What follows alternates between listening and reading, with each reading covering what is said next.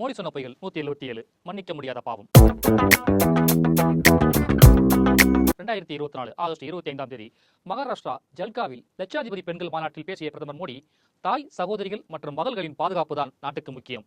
பெண்களுக்கு எதிரான குற்றம் மன்னிக்க முடியாத பாவம். தவறு செய்த குற்றவாளிகளை சட்டத்தின் முன்னிறுத்தி கடுமையாக தண்டிக்க நடவடிக்கை எடுக்குமாறு அனைத்து மாநில அரசுகளையும் மீண்டும் வலியுறுத்துகிறேன் என்றார். 10 மாதங்களுக்கு மேலாக பாஜக ஆட்சி செய்த மணிப்பூரில் வன்முறை வெறியாட்டம் நடந்தது. பெண்களை நிர்வாணப்படுத்தி ஊர்வலமாக எடுத்துச் சென்று கூட்டு பாலியல் வன்கொடுமை நடத்திய காட்சிகள் வெளியாகி உலகை அதிர்ச்சி செய்தன. அந்த சம்பவத்தை மூடி மறைத்துவிட்டு 79 நாட்கள் கழித்து ஊடகத்தில் அந்த காட்சியில் வெளியான பிறகுதான் மோடி கண்ணீர் சிந்தினார். மோடி வாய் திறக்க 2 பெண்களின் மானம் தேவைப்பட்டது. பெண்கள் நிர்வாணமாக இழுத்துச் செல்லப்பட்ட சம்பவத்தில் எந்த குற்றவாளிகளும் தப்ப மாட்டார்கள் என்றார் மோடி.